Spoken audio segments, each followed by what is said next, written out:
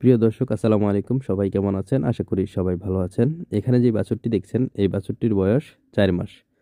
বাছুরটি হঠাৎ করে খাবার-দাবার ছেড়ে দিয়েছে এবং পায়খানা প্রস্রাব বন্ধ হয়ে গেছে। ওকে আমরা ভালোভাবে ডায়াগনোসিস করে দেখি ওর রুমেন ব্লক হয়ে গেছে বা পাকস্থলী ব্লক হয়ে গেছে। ও প্রায় ৪ দিন যাবৎ কোনোভাবে পায়খানা করে না এবং পেটটা একেবারে পুরা পেট শক্ত হয়ে গেছে এবং শুয়ে পড়েছে। শোয়া থেকে আর কোনোভাবে এখন আর উঠে দাঁড়ানোর মতো শক্তি তার কাছে নেই। তো আজকে আমরা জানবো গরুর রুমেন বা পাকস্থলী ব্লক হয়ে যাওয়ার মূল কারণ। পাকস্থলী ব্লক হয়ে যাওয়ার কারণ হচ্ছে গরুর কিন্তু একটি বদ অভ্যাসজনিত সমস্যা রয়েছে। সেটি হচ্ছে গরু কিন্তু পলিথিন ফেলে, পলিথিন চিবিয়ে খেয়ে ফেলে। যদি পলিথিন চিবিয়ে খেয়ে ফেলে তাহলে রুমেন ব্লক হয়ে যেতে পারে, অথবা কাপড় চিবিয়ে খেয়ে ফেললে রুমেন ব্লক হয়ে যেতে পারে।